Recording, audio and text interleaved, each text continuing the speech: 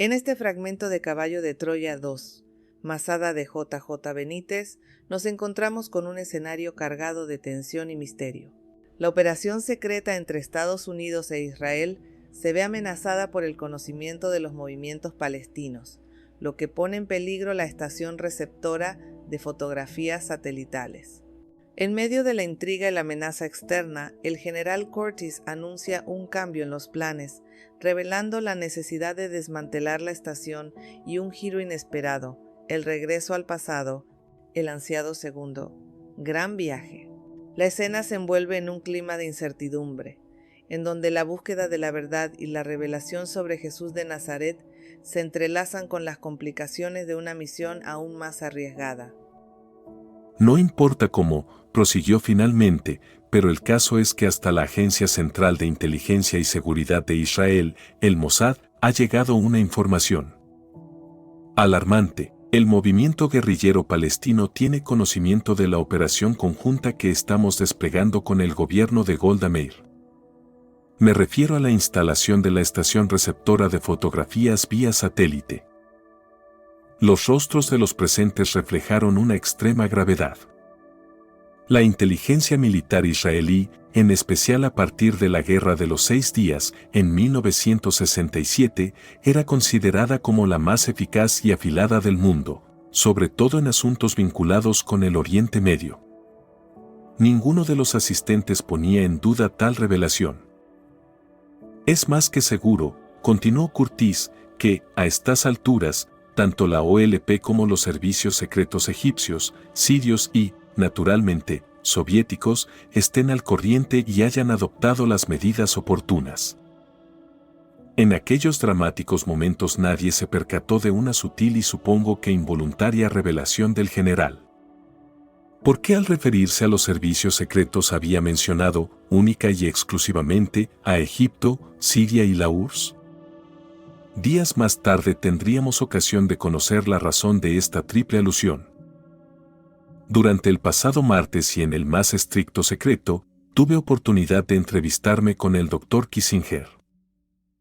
Los directores del proyecto se miraron atónitos, asociando, sin duda, aquella reunión con la repentina partida del general de aquel mismo hangar. Pero ninguno comentó el hecho, dejando que Curtis prosiguiera. El consejero presidencial disponía de información de primera mano. Sus órdenes han sido tajantes. Por nada del mundo debemos arriesgar la vida de nuestros hombres ni el instrumental que nos ha sido confiado. No hacía falta que diera más explicaciones. Al referirse a la palabra instrumental, todos sabíamos de qué estaba hablando realmente. Pues bien, por expreso deseo de Kissinger, y contando siempre con el beneplácito del gobierno de Israel, la estación receptora de fotografías debe ser desmantelada de inmediato. Curtis se hizo de nuevo con los documentos depositados en su carpeta y, dirigiéndonos una mirada de complicidad, aclaró: esto implica una sustancial variación de nuestros primitivos planes. De momento, salvo que los jefazos de Washington no dispongan otra cosa, el retorno a la base de Edwards queda pospuesto.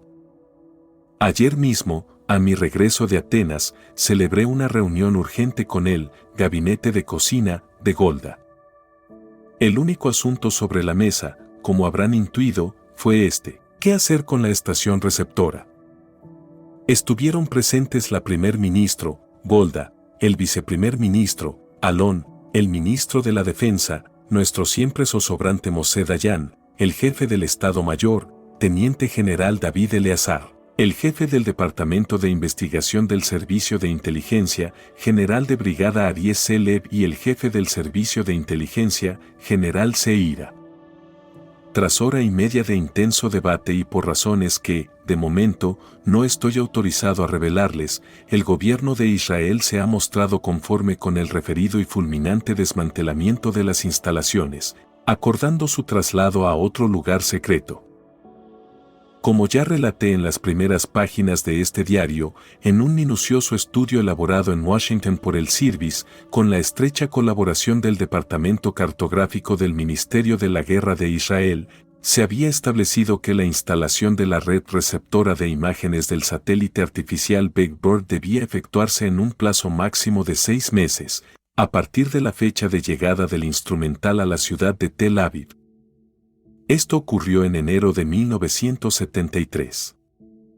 Los especialistas, en una primera fase, buscarían el asentamiento idóneo y definitivo. Para ello, los militares judíos habían designado 3 posibles puntos: la cumbre del Monte de los Olivos, los Altos de Golán, en manos israelitas desde la contienda de 1967, y los macizos graníticos del Sinaí. Los directores del proyecto rompieron su mutismo lanzando sobre el general una atropellada oleada de preguntas. ¿Cuándo tendría lugar el desmantelamiento? ¿Cuál de los puntos alternativos, Altos del Golán y Sinaí, había sido elegido? ¿Qué iba a ocurrir con la cuna y con todos nosotros? Curtis recobró su perdida sonrisa y solicitó orden y calma. Esto es lo que puedo adelantarles.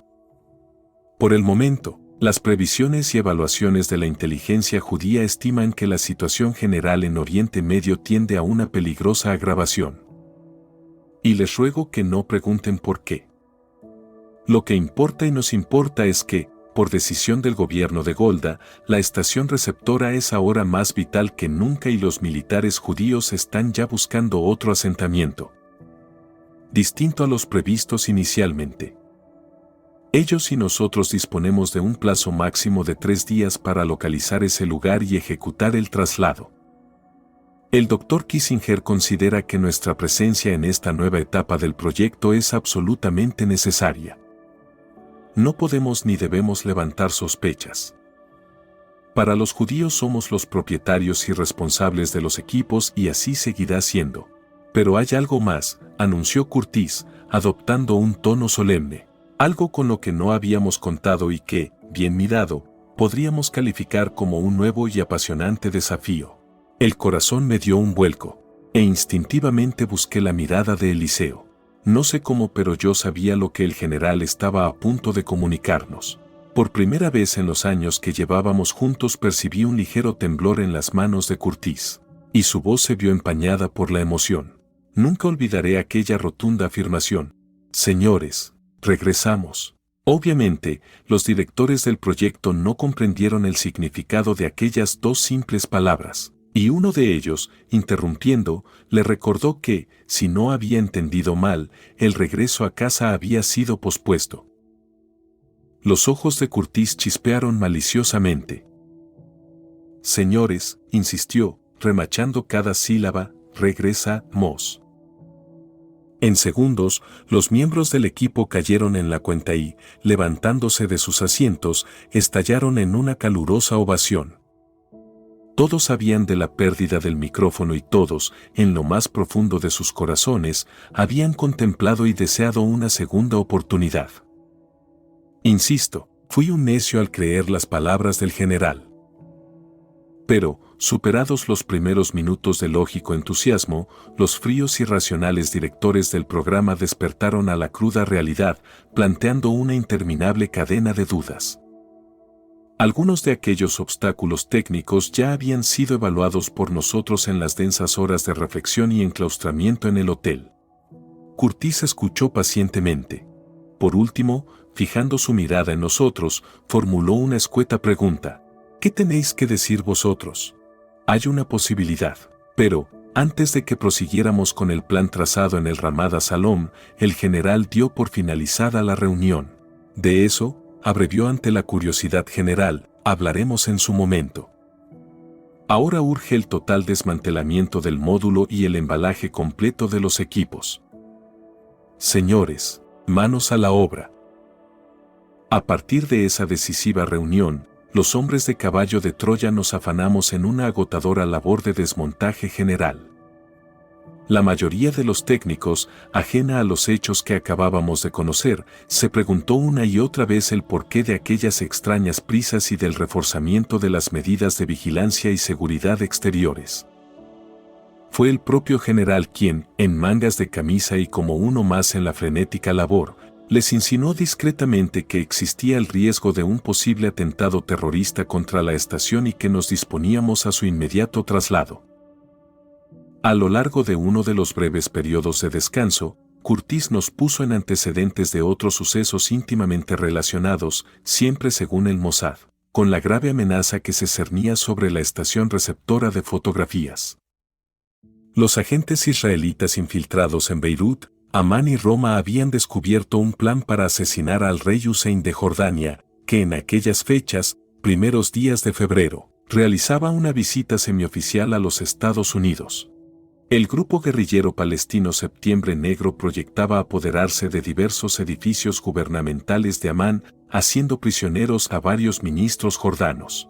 Al parecer, las intenciones de Hussein de negociar la paz con Israel no gustaba a los palestinos y, aprovechando la ausencia del monarca, habían logrado infiltrarse en territorio jordano, haciéndose pasar por turistas de los estados del Golfo Pérsico. Alertados por el Mossad, los servicios de contraespionaje de Jordania detuvieron a un buen número de activistas, incautando un total de 20 automóviles. Entre los guerrilleros que habían penetrado por vía aérea, procedentes de Europa, se hallaban dos individuos recientemente liberados por las autoridades italianas, Ahmed Said, estudiante de Irak, y Adna Hassem, jordano, acusados de intentar el derribo de un avión de la compañía judía El Al. En los interrogatorios que siguieron a estas detenciones, los jordanos fueron informados de algunos de los proyectos inmediatos de las diferentes facciones guerrilleras palestinas.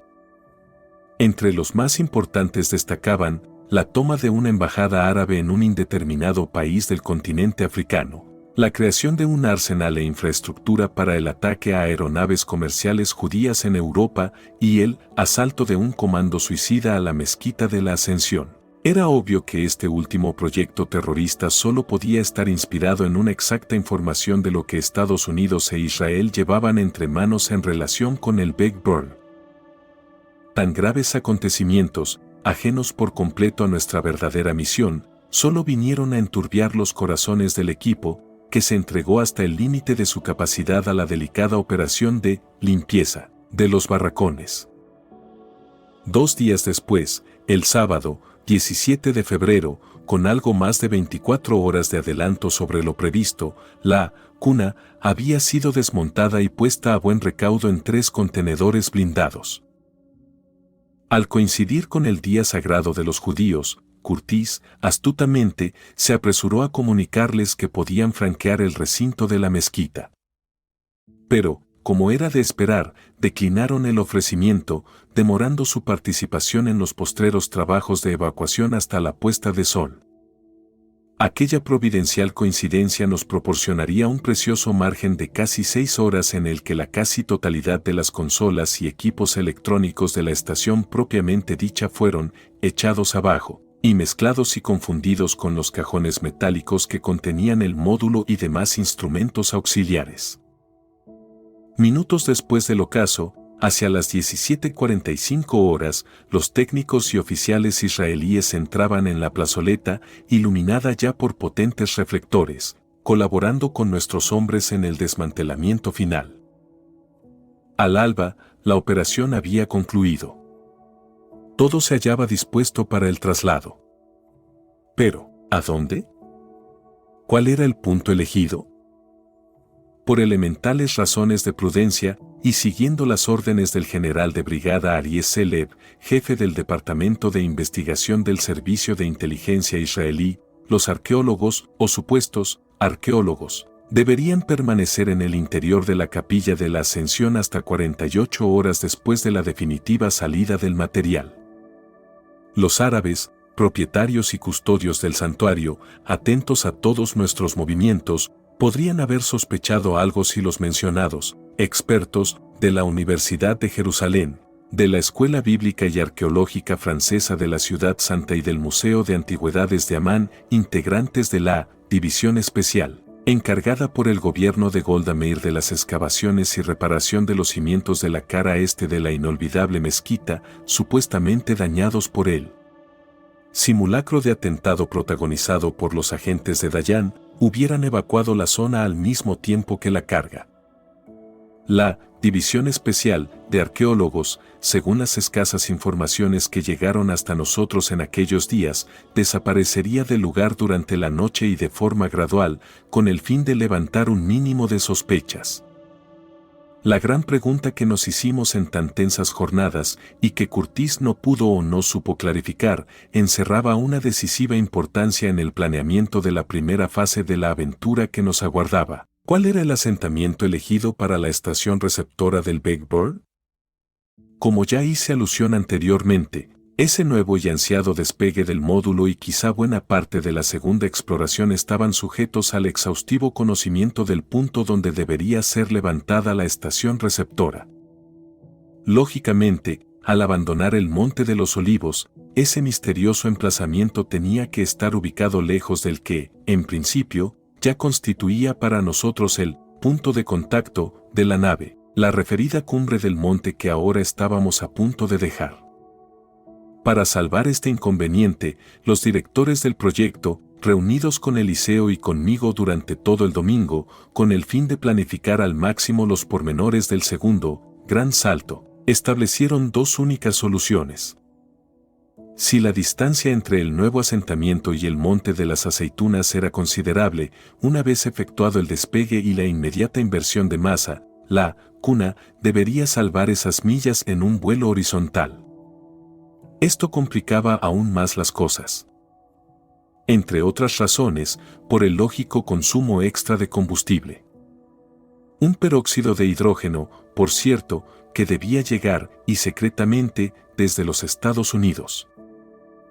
Si los kilómetros que nos separaban del punto de contacto, por el contrario, no eran muchos, quizá lo más prudente fuera variar la zona de descenso, cubriendo a pie el camino hasta Jerusalén. En este caso, dado el indudable riesgo que suponía una marcha de estas características, la estrategia debería ser variada sustancialmente. Por expreso deseo de Curtis, a quien prácticamente no vimos hasta el martes, 20 de febrero, el reducido equipo que dirigía Caballo de Troya vivió aquellos días única y exclusivamente para la segunda gran aventura. En nuestro afán por calibrar hasta el último detalle de tan apasionante y, ¿por qué negarlo?, peligrosa misión, contemplamos incluso, en los primeros momentos, la posibilidad de que los altos del Golán o los macizos del Sinaí pudieran ser reconsiderados por el gobierno israelí como una de las plataformas para la definitiva instalación de la estación. El general nos había advertido que, dada la situación en Oriente Medio, ambos emplazamientos habían sido desechados por el Estado Mayor judío. Y no tuvimos más remedio que rendirnos a la evidencia cuando, en esos días, la prensa de Jerusalén aireó dos noticias registradas el jueves último y justamente en las áreas en litigio. En el Golfo de Suez, muy próximo al Sinaí, un avión egipcio y otro judío habían sido alcanzados en un duelo aéreo entre reactores de ambos países.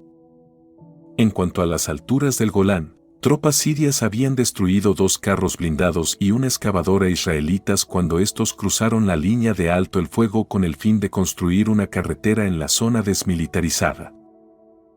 La tensión entre Israel y sus vecinos árabes seguía incrementándose de forma alarmante, amenazando incluso nuestros objetivos. Pero las horas más amargas estaban aún por llegar.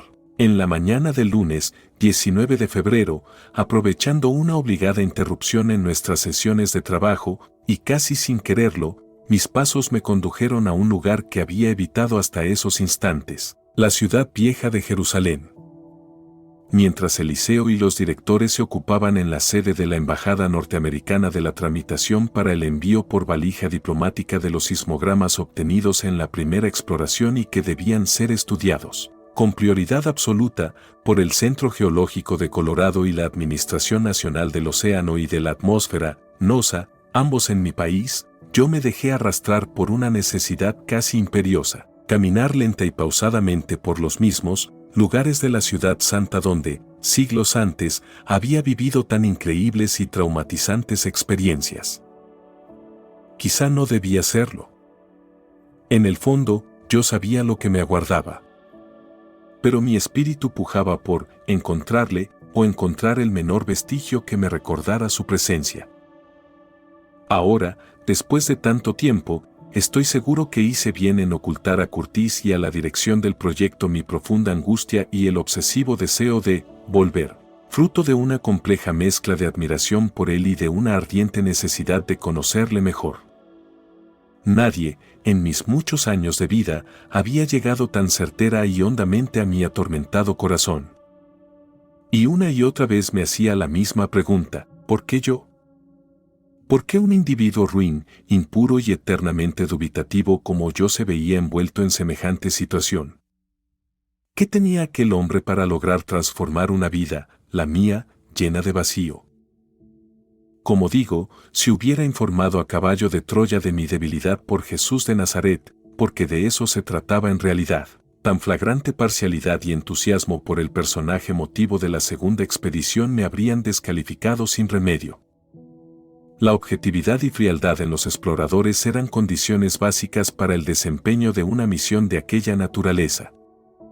Y aunque mi compañero y yo compartiéramos estos sentimientos, creo que a la hora de la verdad, tal y como se verá más adelante, supimos respetar esta regla de oro de la operación, manteniéndonos siempre, y en ocasiones con serias dificultades, en una posición distante y al margen del curso de los acontecimientos.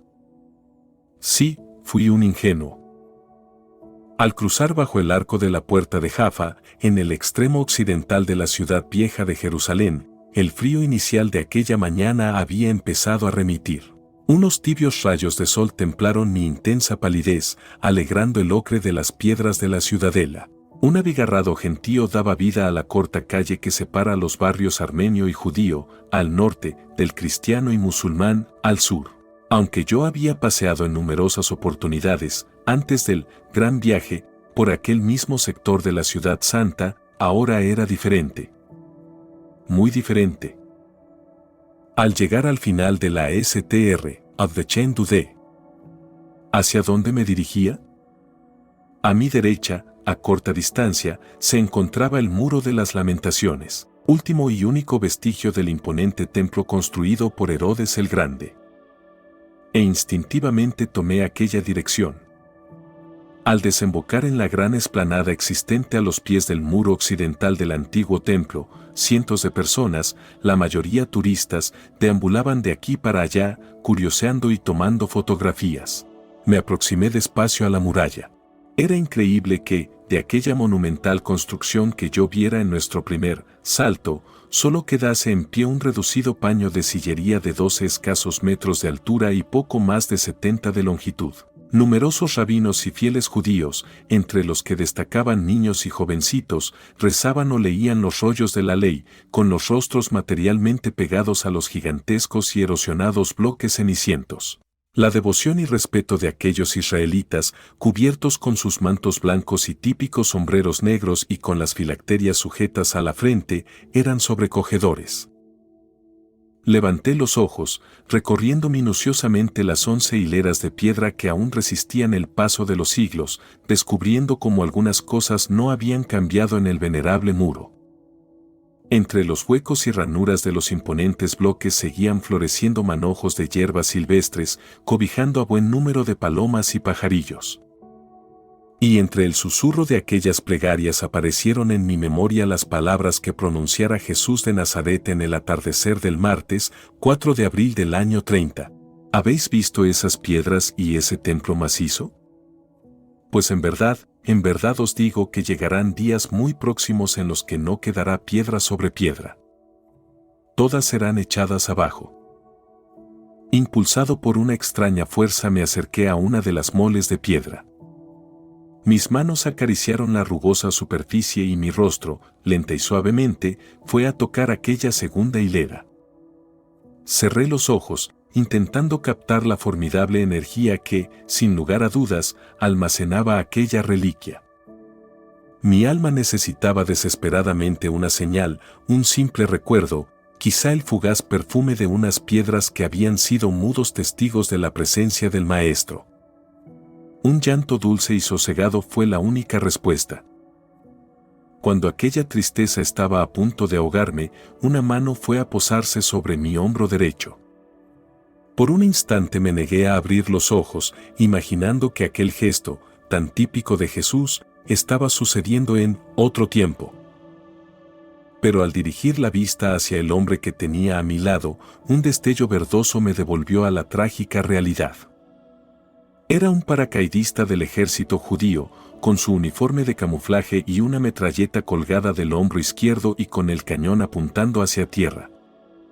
En torno a su cuello presentaba el más singular manto de oración que yo hubiera visto frente al muro de los lamentos. 2 cananas, con un brillante enjambre de balas, relampagueando al tibio sol de la mañana. El joven, quizás se trataba de un judío ortodoxo que cumplía su servicio militar, me miró en silencio. Y tras dibujar una sonrisa, hizo un solo comentario. Hermano, el Espíritu Divino está siempre presente en estas piedras. Aunque no seas judío, reza, pídele a Dios. Tus deseos se verán satisfechos. No sé ciertamente si correspondía la sonrisa. El caso es que me sentí aliviado y, siguiendo su consejo, recé en silencio y con toda la fuerza de mi mermado corazón. Al hacerlo, otras inolvidables palabras del maestro regresaron a mi mente. Ninguna súplica recibe respuesta, a no ser que proceda del Espíritu. En verdad te digo que el hombre se equivoca cuando intenta canalizar su oración y sus peticiones hacia el beneficio material propio o ajeno. Esa comunicación con el reino divino de los seres de mi Padre solo obtiene cumplida respuesta cuando obedece a una ansia de conocimiento o consuelo espirituales. Lo demás, las necesidades materiales que tanto os preocupan, no son consecuencia de la oración, sino del amor de mi Padre. En esos momentos comprendí que buena parte de mi angustia nacía de un deseo egoísta. Solo pretendía saciar mi curiosidad e instintos más íntimos. Y allí mismo pedí perdón, suplicando al Padre que, si nuestra segunda aventura llegaba a materializarse, me diera luz y fuerza para vivirla y aprovecharla, con el único fin de beneficiar a las generaciones futuras. Algo más calmado, me alejé de aquel lugar, dirigiéndome hacia el extremo derecho del muro, el lugar destinado a las mujeres. Bordeé la barrera metálica que separa ambos sectores y, tomando mi viejo cuaderno de notas, escribí 3 palabras: volver con él. Aquella era, y es, una de las costumbres más extendidas entre las personas que visitan el Muro de las Lamentaciones. Escribir en un papel alguna oración o deseo particular y, tras doblarlo, introducirlo en alguna de las ranuras existentes entre los grandes sillares de piedra. La tradición popular asegura que tales peticiones siempre se cumplen. Dado que ningún hombre puede entrar en el citado sector femenino, supliqué a una turista que depositara mi mensaje en la muralla. La mujer, complaciente, lo hizo al momento. Y allí quedó, y allí supongo que estará aún, el breve, sincero e intenso ruego. Hoy puedo dar fe que, al menos en mi caso, la creencia popular está en lo cierto. El resto de mi paseo por la ciudad vieja no contribuiría precisamente a levantar mi ánimo. Todos los lugares por los que acerté a caminar se hallaban irreconocibles. No guardaban prácticamente parecido alguno con aquella ciudad santa del año 30. Era lógico. Si la memoria no me falla, desde el año 587 a.C., fecha de la destrucción de Jerusalén y del templo por Nabucodonosor, la ciudad santa había padecido 16 invasiones, siendo arrasada y vuelta a edificar en más de una decena de veces. Era absurdo que pretendiera ver y reconocer en la actual explanada del Domo de la Roca el magnífico segundo templo o, en el barrio musulmán, el primitivo trazado de las callejuelas que había recorrido.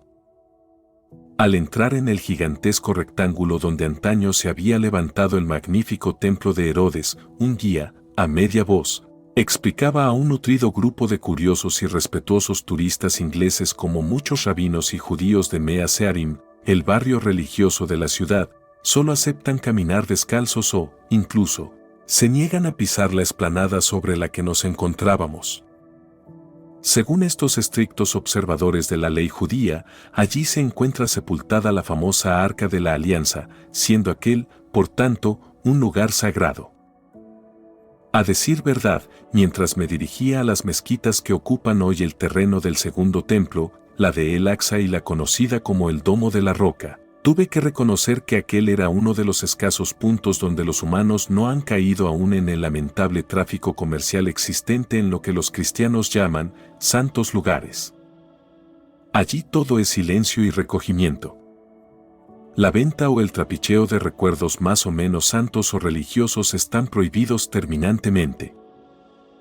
Frente a la mezquita lejana o de El Aqsa, situada al sur del gran rectángulo, mi espíritu volvió a estremecerse. Por detrás y a la izquierda de su cúpula de plata se distinguía buena parte del Monte de los Olivos y, en su falda occidental, Getsemaní. El súbito descubrimiento de la colina y de la ladera por la que había trepado y descendido en tantas ocasiones desencadenó en mí una extraña reacción. Y, dando media vuelta, me retiré a grandes zancadas, rumbo a la hermosa mezquita de Omar o del Domo de la Roca. Apenas si me detuve unos instantes junto a la octava maravilla del mundo. Aquel, en mi opinión, es el lugar exacto donde hace 2000 años se levantaba majestuoso el santuario propiamente dicho.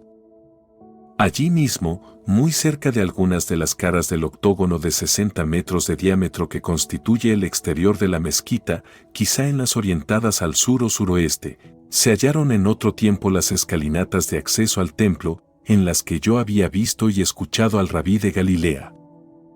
Allí, en aquella explanada, yo había asistido al insólito espectáculo de un Jesús firme y seguro, látigo en mano, abriendo los portalones del sector norte del llamado atrio de los gentiles y provocando la estampida de los animales destinados a los sacrificios sagrados.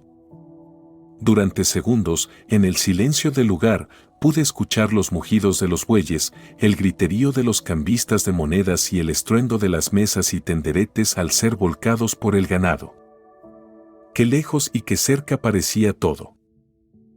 A 30 o 40 metros hacia el noroeste, en lo que es actualmente el límite norte del monte del templo, imaginé por un momento la casi inexpugnable y orgullosa fortaleza Antonia. Y nuevos y vivos recuerdos acudieron a mi mente. Del formidable cuartel general romano no queda casi señal o vestigio alguno. Todo ha desaparecido. Mejor dicho, todo no. Yo había tenido ocasión de visitar, tiempo atrás, el convento de las Hermanas de Sion, donde se venera por los cristianos el famoso litostrotos o patio pavimentado por grandes losas, perteneciente, al parecer, a la primitiva fortaleza Antonia. Para algunos, este fue el sitio donde el Maestro fue juzgado por Poncio Pilato y presentado a la multitud después de la flagelación. Otros arqueólogos y exégetas, más prudentes, no están tan seguros. Tras descender por unas breves escalinatas situadas en la esquina noroccidental del monte Moria y dejar a mi derecha, en lo que fuera el corazón de la fortaleza Antonia, un recoleto paseo, flanqueado por jóvenes cipreses, me introduje sin más dilación en el convento de las Hermanas de Sion, en pleno barrio árabe. Mi espíritu volvió a inquietarse. Aunque comprendo que, a veces, estas cosas son necesarias o irremediables, no pude evitar un sentimiento de rechazo.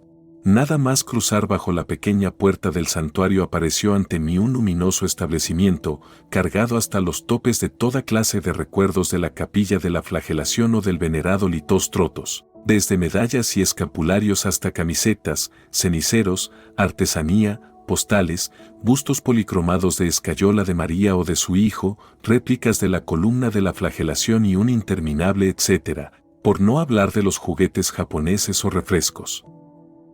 Aquel lugar, como otros muchos, por no decir la mayoría, se había convertido en un excelente negocio. A costa de Jesús de Nazaret y de sus padecimientos. Y otras frases del Galileo, pronunciadas en la madrugada del lunes, 3 de abril, en la casa de Lázaro, en Betania, acudieron a mi mente. Mi alma sufre por los hijos de los hombres, porque están ciegos en su corazón, no ven que han venido vacíos al mundo e intentan salir vacíos del mundo. Ahora están borrachos. Cuando vomiten su vino, se arrepentirán. Quizá lo más doloroso de aquel cambalache es que, al igual que sucediera con Anás y los restantes sacerdotes, propietarios del negocio de los intermediarios en el atrio del templo, ahora, 2000 años después, los que se dicen sacerdotes o religiosos al servicio del Hijo de Dios siguen consintiendo o participando en transacciones comerciales que nada tienen que ver con lo que él deseaba y pretendía.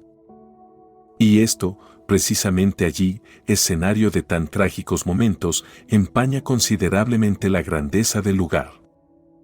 Mientras caminaba hacia la sala abovedada donde se exhibe el Litostrotos, me pregunté qué habría sucedido si el rabí de Galilea hubiera expresado el menor deseo de que sus ropas, objetos personales, etc., fueran conservados y reverenciados. Por fortuna, conocía bien la debilidad de la naturaleza humana y tuvo sumo cuidado de no cometer semejante error. A pesar de ello, los cristianos, lejos de practicar las enseñanzas o la religión de Jesús, cayeron desde los primeros tiempos en lo que, justamente, no deseaba el Maestro: una religión, una forma de ser y unos ritos, a propósito de Jesús. Al ver las lajas rectangulares que se supone cita Juan en su Evangelio, sentí un escalofrío. Algunas de las enormes y desgastadas losas, estriadas para evitar que los caballos resbalasen, eran parecidas a las de caliza dura que había visto y hollado en el patio central de Antonia. La pulcritud de las religiosas responsables del Litostrotos y el paso de los siglos las habían transformado en cierta medida, proporcionándoles un especial brillo. Pero aquel pavimento no correspondía al del gran patio adoquinado a base de cantos rodados y situado en el sector norte de la fortaleza, en el que se había congregado la multitud la mañana del Viernes Santo. Solo el enlosado de la terraza situada frente a dicha explanada, y en la que se celebró el debate entre Poncio y los sacerdotes judíos, guardaba semejanza con lo que tenía ante mí. A decir verdad, Juan el Evangelista no cometió error alguno al comentar que el Maestro fue llevado ante Pilato, en el tribunal, en el sitio llamado Litostrotos. Lo que sí puede ser un craso error es asociar este pavimento del convento de las Hermanas de Sión con el tribunal en el que se sentaba el gobernador romano. La justificación, al margen de mi propio testimonio, y que debería ser contemplada por los exégetas y arqueólogos bíblicos, está grabada precisamente en algunas de esas losas. En ellas se aprecian un conjunto de rayas, practicadas con espadas u objetos punzantes, que todos los expertos han identificado como una especie de juego de rayuela o juego del círculo, del que habla Plauto, y al que eran muy aficionados los legionarios romanos. Como ya hice referencia en otra parte de mi diario, sobre una de las lajas del patio central pude distinguir un círculo y una raya tortuosa que discurría entre diversas figuras, una corona real y una B. Los soldados, uno tras otro, lanzaban los dados marcados con letras, cantando jugadas como la de Alejandro, la de Darío, el efebo, o la que remataba la partida, la del rey. Por pura lógica, un divertimento de esta índole, que obligaba a marcar y dañar un enlosado, difícilmente hubiera tenido como escenario un lugar tan solemne como el Litostrotos, donde Poncio impartía justicia. Sí, en cambio, el patio porticado del cuartel romano, punto de confluencia de los hombres francos de servicio y en el que no tenían lugar demasiados actos oficiales. Cuando me disponía a salir de la cámara, el susurro de otro guía turístico, comentando los detalles y pormenores del citado Juego del Rey, me retuvo. Según la tradición, explicó el hebreo, si un reo aceptaba jugar y ganaba la partida, podía salvar la vida. En el caso de Jesús, concluyó el buen hombre con una sonrisa, los romanos no aceptaron porque sabían que el Galileo podía ganar. Algo reconfortado por la ingenuidad de aquel guía, dejé atrás el convento de las Hermanas de Sión, adentrándome en la llamada por los cristianos Vía Dolorosa, Dario al-Mujahedin, que forma parte de un intrincado laberinto de callejas estrechas, malolientes y, en ocasiones, cubiertas, en pleno mercado oriental. Como en la Jerusalén del año 30, aquel sector, hoy ocupado por musulmanes, sí conservaba un cierto parecido con lo que yo había conocido. Pasadizos y calles a cual más angosto, precariamente empedrados en la mayoría de los casos, surcados de canalillos pestilentes y, a ambos lados, Un buen número de tenderetes y diminutos establecimientos infectos en los que se guisaba, vendía o comerciaba con todo lo inimaginable y algo más.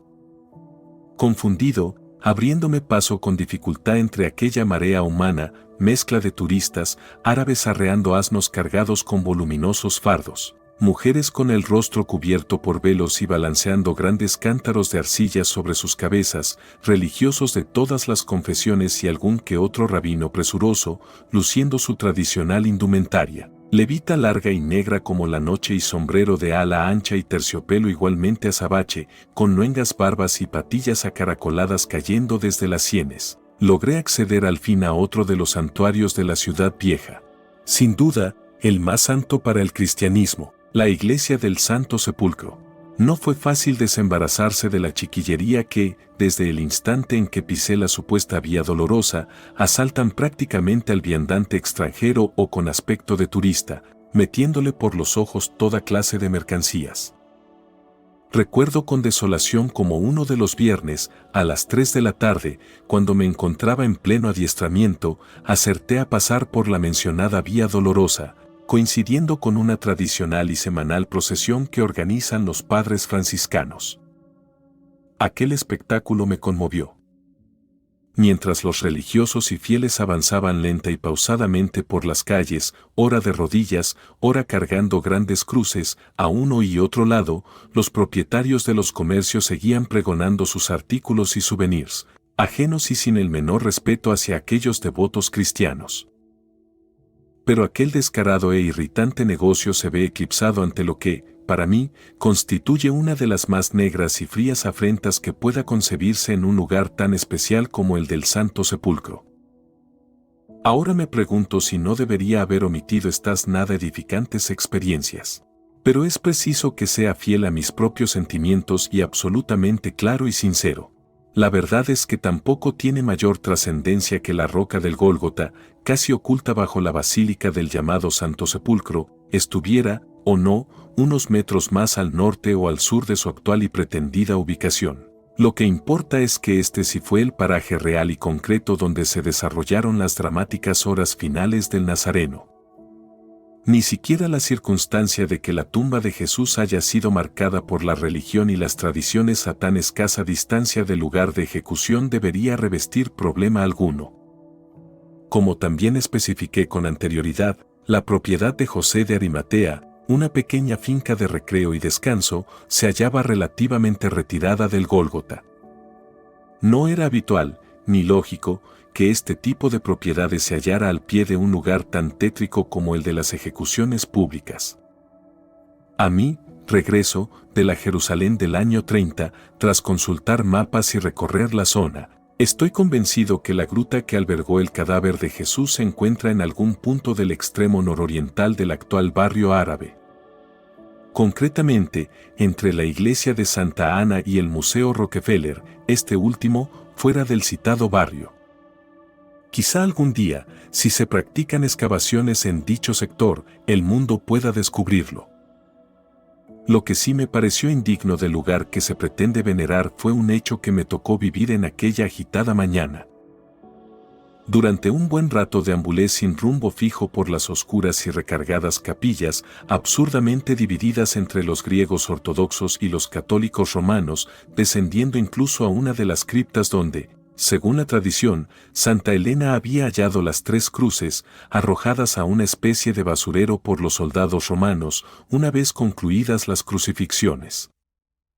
En otra de las dependencias volví a encontrarme con la columna de la flagelación, un delicado y costoso mojón de mármol rojo, de unos 50 centímetros de altura y con un mimado basamento. No pude por menos que sonreír. Aquella especie de millar jamás pudo ser utilizado para atar caballerías. Era demasiado caro y exquisito.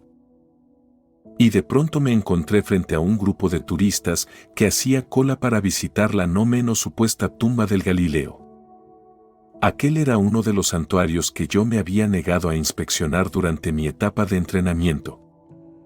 Creo haberlo mencionado ya. Tanto la dirección de Caballo de Troya como yo mismo consideramos que, en determinadas fases de la misión, era mejor prescindir de las informaciones ya existentes. Ello nos proporcionaba un mayor grado de objetividad. De ahí que, al unirme al paciente grupo, sintiera una inevitable curiosidad.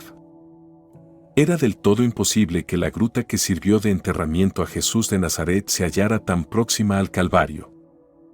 Apenas 20 o 30 metros en el interior de la iglesia. Pero decidí echar un vistazo. El monumento que cubre y protege en la actualidad dicha sepultura, excesivamente recargado y con una gran cúpula de estilo ruso, es tan sumamente angosto que solo permite el paso de 4 o 5 personas a un tiempo. A gran velocidad, casi mecánicamente, los turistas que me precedían fueron entrando y saliendo de la tumba. Cuando me tocó el turno, sinceramente, quedé horrorizado. En un estrechísimo cubículo de apenas 2 metros de largo por 1 de ancho y otros 2 de alto puede contemplarse, a la derecha de la estancia, una laja de mármol que no supera el 1,70 m de longitud. Era imposible que el cuerpo del Galileo, con 1,81 metros de estatura, hubiera encajado en posición horizontal sobre dicho banco de piedra. Pero estas apreciaciones, insisto, eran lo de menos. Lo que me exasperó fue la actitud del pope griego que permanecía en pie al lado de la cabecera de la dudosa tumba. Su principal, y yo diría que única, misión consistía en hacerse con los billetes, si eran divisas tanto mejor, que cada visitante se veía casi forzado a regalar. La operación, por parte de los codiciosos griegos ortodoxos, era perfecta. Al entrar en la reducidísima cámara, los 4 o 5 emocionados y temblorosos fieles se ven abordados por un ayudante del hierático pope, quien, mostrándoles un puñado de finas velas negras y sin casi pronunciar palabra alguna, les da a entender que lo correcto es dejar una buena limosna. Por si el sorprendido visitante duda o no sabe qué cantidad de dinero debe dejar, los astutos propietarios de la tumba van depositando los billetes más fuertes, dólares, marcos alemanes, etc., al pie de uno de los cirios situados en la citada cabecera, junto al vigilante sacerdote. El abordaje es tan descarado y fulminante que son muy escasas las personas que se niegan a participar en semejante cambalache. Y lo más doloroso es que, una vez consumado el asalto, no hay tiempo para nada más. Ni siquiera para musitar un apresurado Padre Nuestro. Es preciso que recuerde que la inmensa mayoría de los que desfilan por la supuesta tumba del Maestro está convencida que aquella es la roca sobre la que reposó el cadáver del Galileo. Algo tan grande y emotivo como para, al menos, poder orar o meditar durante unos minutos. Pero hasta eso está sutilmente prohibido por los modernos Anás y Caifás. Una vez prendidas las velas, el grupo es invitado, casi empujado, a abandonar el lugar, con la excusa de que son muchos los fieles que todavía aguardan en el exterior. En eso tienen razón, aunque las verdaderas intenciones de los griegos ortodoxos apuntan en otra dirección. Si tenemos en cuenta que a lo largo de cualquier Semana Santa visita dicha cripta un promedio de 46.000 individuos y que la media de dinero donado por persona es de unos $5 USD, no hace falta ser muy despierto para intuir cuáles son esas intenciones. Como dicen los israelitas, la tumba de Jesús de Nazaret es una fuente de oro. ¿Qué negocio de esta índole reporta un beneficio medio y diario de $15,000 y en dinero negro? Fue quizá un momento de debilidad, pero, ante semejante abuso, no pude contenerme. Por supuesto, no entregué un solo centavo, y encarándome con el impasible pope, le recriminé lo que consideraba un deshonesto alquiler de la tumba del Nazareno.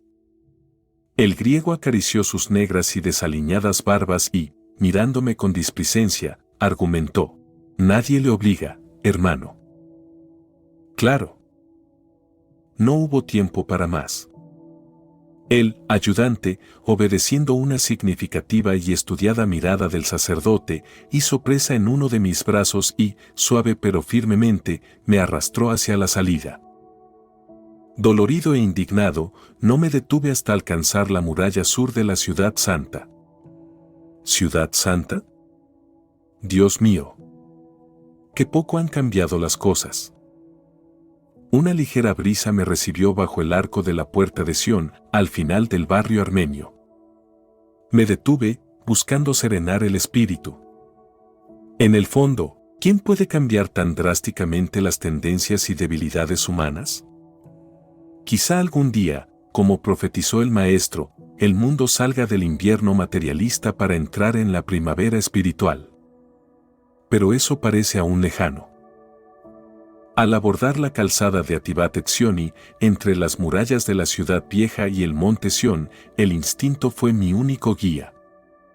Al cabo de unos minutos me hallaba en el filo de las profundas barrancas del Valle del Hinnom, donde, antaño, estuviera ubicado el basurero de la Jerusalén bíblica, la Jejene mencionada en los evangelios canónicos. Aquella tortuosa depresión, salpicada de rocas y peñascales, no había variado demasiado. El principal y más agudo recuerdo de aquel desfiladero era la ansiosa búsqueda, en la mañana del sábado, 8 de abril del año 30, en compañía del joven Juan Marcos, del desaparecido Judas. Traté de orientarme, en un absurdo afán por reconocer el punto exacto sobre el que se había despeñado el infeliz apóstol. Recordaba muy bien que el cuerpo yacía en el fondo de aquella garganta, a unos 40 metros de profundidad. Retrocedí hacia el oeste, bordeando la zona donde se levantan hoy la tumba de David y el cenáculo. Fue inútil. Las sucesivas edificaciones y cambios en la orografía habían borrado parte de la antigua y abrupta depresión. Quizá la iglesia de San Andrés, al borde de la Derechebrón, sea el rincón más aproximado. Pero no podría asegurarlo. Resulta triste que la cristiandad, a pesar de haber sido un traidor, no haya erigido un simple y modesto monumento a la memoria de un personaje tan importante y, ¿por qué no?, tan cercano al Maestro. Ojalá estas líneas muevan a alguien a emprender la caritativa, no sé si justa, empresa de plantar una cruz en el fondo o en el filo del Valle del Hinnom, en memoria del Iscariote. Por mi parte, tras recoger en una de las laderas de la barranca un puñado de primerizas margaritas y arroparlas en un manojo de verdes y brillantes mirtos salvajes, muy abundantes entre los roquedales, arrojé el improvisado ramillete al corazón del desfiladero. Nunca logré explicar el porqué de aquel sincero gesto. Quizá, en ocasiones, me sienta más atraído por los hombres supuestamente derrotados o equivocados que por los justos o intachables. Él, después de todo, también había amado a Judas. Y en cierta ocasión había dicho: Dios es tan liberal que permite, incluso, que te equivoques. Cuando llegue el caso, pide explicaciones a tu hermano, pero nunca le odies. Solo cuando miréis a vuestros hermanos con caridad podréis sentiros contentos. Eché una última mirada a mi modesta ofrenda, confundida entre los abrojos y arbustos que crecen dolorosamente en las grietas rocosas del fondo y, reconfortado, deshice el camino que serpentea paralelo sobre el Hinnom, tomando las calzadas de Malchisedec y Aofel. Bajo el famoso pináculo del templo, en el extremo más oriental de la ciudad vieja, decenas de palomas, como hace 2000 años, se acurrucaban en los huecos de la orgullosa muralla. Pero mi atención se vio desviada hacia la falda oeste del Monte de los Olivos. El paso de los siglos y la construcción en dicha ladera de las conocidas iglesias y santuarios de Getsemaní, Dominus Flevit, la tumba de la Virgen María, la de Santa María Magdalena y la de las Naciones, entre otras, han modificado también el primitivo y genuino perfil del monte sagrado. A excepción de algunos y aislados corros de olivos, el resto es igualmente irreconocible. Caminé lentamente, siguiendo el curso de la muralla oriental del desaparecido segundo templo, haciendo continuas paradas. Pero, salvo los precipicios que van configurando la vieja torrentera del Cedrón y los 4 monumentos funerarios que todavía se levantan en el nacimiento de aquella ladera del Monte de las Aceitunas, atribuidos a Absalón, Josafat, Santiago y Zacarías, nada conserva su antiguo aspecto. Los viejos caminos que discurrían de una a otra parte, salvando el valle, y que el Galileo había frecuentado en sus idas y venidas desde Betania o desde el campamento de Getsemaní, habían sido borrados o sustituidos por modernas carreteras y vías asfaltadas. Un viento frío empezó a soplar desde el noreste, arrastrando negras y amenazadoras nubes sobre Jerusalén. Apenas si quedaban 3 horas de luz y, consciente de que nuestra próxima reunión en el Ramada Salom había sido programada para las 18 horas, aceleré el paso. Tampoco en aquellos momentos sabía lo que buscaba. Quizá algún escondido o remoto vestigio del lagar donde el maestro acostumbraba a plantar su campamento. Conforme fui aproximándome al jardín de Getsemaní, aquel empeño iría debilitándose. Como dije, ni siquiera el templo que recuerda el lugar del prendimiento del Galileo está correctamente emplazado. Durante algunos minutos ascendí por la estrecha carretera que se empina hacia la cumbre y que desemboca en la mezquita de la Ascensión. Y tomando como referencia la puerta dorada del muro este del templo, ahora tapiada hasta el fin de los tiempos, giré a la izquierda, saliendo de la calzada. Si no me equivocaba, no muy lejos de allí había vivido los intensos momentos de la oración del huerto, del proceso sanguinolento o hematidrosis de Jesús, y en una cota inferior, en el viejo y extinguido sendero, la llegada de la tropa romana y levita y el accidentado prendimiento del maestro. No tardé mucho en desistir. Tras una corta incursión en un reducido campo en el que crecían unos jovencísimos olivos, una serie de modernas fincas me cortó el paso. Todo había sido arrollado por el progreso. Una vez más, perdido en mi propio presente, lamenté que los seres humanos no hayan sabido o querido respetar un entorno tan entrañable y sagrado como aquel. Sé que es un sueño imposible, pero ¿no hubiera sido más emotivo y auténtico conservar, tal cual eran, los lugares donde vivió el maestro, sin iglesias ni santuarios? Después de estas decepcionantes vivencias, comprendo mejor a los seguidores del Rabí de Galilea que eligen rememorar su recuerdo, alejándose de los tradicionales, santos lugares, y buscando aquellos parajes, montañas, desiertos, playas de Galilea o campiñas que siguen vírgenes y sin transformación alguna. Poco faltó para que, al descender hacia la transitada carretera de Derech Jericho, la que pasa frente a la iglesia de Getsemaní, siguiera mi camino, en busca de un taxi que me devolviera al hotel.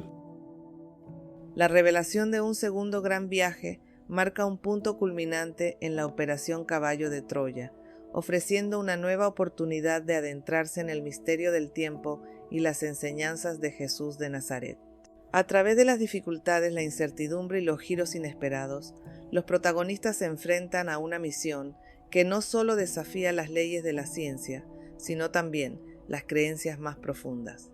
Este relato nos invita a reflexionar sobre la búsqueda de la verdad, el impacto del pasado en el presente y sobre todo el eterno llamado de Jesús, cuya presencia sigue viva a través de los siglos. Si te ha fascinado este viaje en el tiempo y las revelaciones sobre el Maestro, recuerda suscribirte al canal Mi Dios Azul para seguir explorando más sobre los misterios ocultos más allá de la historia. El viaje apenas comienza, y a seguir con nuestra aventura.